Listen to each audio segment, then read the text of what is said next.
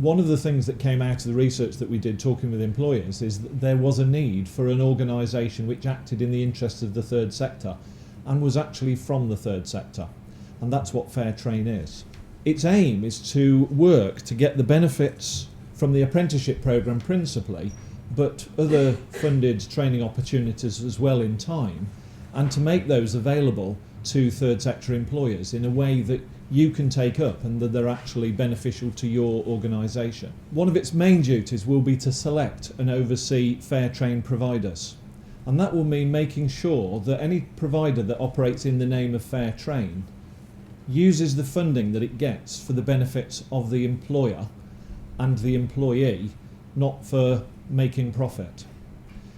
One of the undertakings a Fair Train provider will have to make is that they will be open and transparent about the funding that's drawn down and the percentage that is retained by the training provider to cover admin costs or whatever, because we want the vast majority of funding to go to deliver the training, and that hasn't always been the case with people who have sought to work with the third sector. It's important to note that Fair Train itself is a group training organisation. It is not a training provider.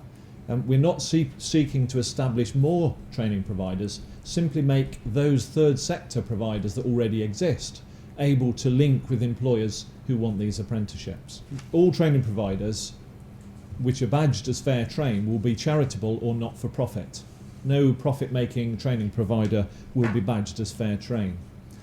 They'll need to agree to prioritise the long-term training needs of every employer they work with. They will need to agree to be open and transparent about the funding they're drawing down and devote as much of the funding as possible. No 40% admin charges, as has been the case in the past.